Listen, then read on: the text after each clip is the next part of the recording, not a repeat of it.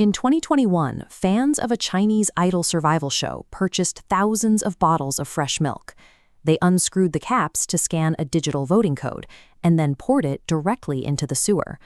This pattern of behavior extends into physical space, with crowds routinely shutting down airport terminals and mobbing public figures in transit. The devotion reaches a moral extreme when fans coordinate online to defend idols convicted of severe criminal acts.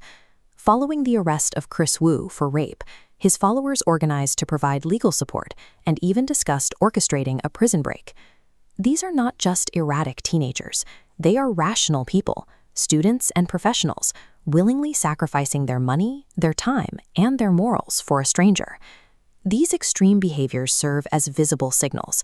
Psychologists look past the crowds and see symptoms of a specific internal state, a theory involving a deep-seated spiritual emptiness that is increasingly common in the digital age. To understand the mob, we have to look away from the flashing cameras and the crowded stadiums. We have to look at the isolated individual.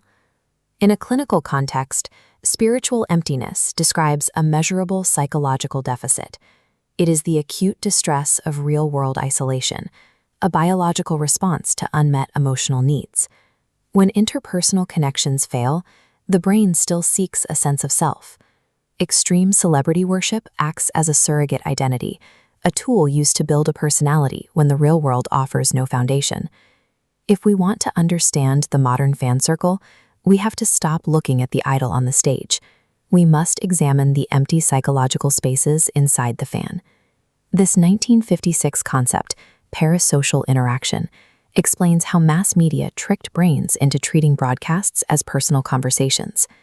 Today, 24/7 social media exposure hypercharges this, overwhelming psychological defenses. Mirror neurons simulate emotional responses, making the brain feel a reciprocal friendship forming, even though it's entirely unilateral. This false friendship is highly attractive. For a lonely person, an idol provides absolute comfort and zero risk of rejection or criticism.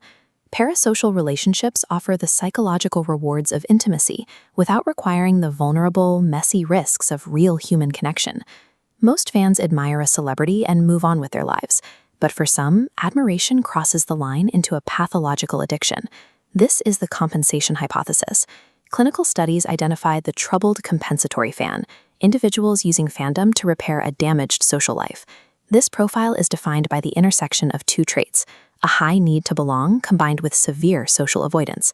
Those lacking family support or suffering from social anxiety project their ideal self onto an idol. The celebrity becomes a psychological band-aid, covering a deep-seated fear of real interaction. For these individuals, celebrity worship is not a hobby. It is an overcompensation for clinical loneliness. The individual eventually joins the group. The collective fan circle operates as a surrogate community, providing a manufactured sense of belonging. Through the lens of social identity theory, manipulating music charts or attacking rivals online provides disenfranchised youth with a sense of power. They are no longer alone. They are part of a tribe. The entertainment industry recognizes this psychological vulnerability. Marketing agencies have learned to weaponize the fans' need for connection. They create a feedback loop where the fans' desperation is converted into profit. Success is measured by traffic and engagement metrics that require constant, expensive loyalty from the fan circle. The tragedy of this system is its inefficiency. While the fan drains their financial and emotional resources for the idol, their core spiritual void remains unfilled. Fandom is not inherently toxic.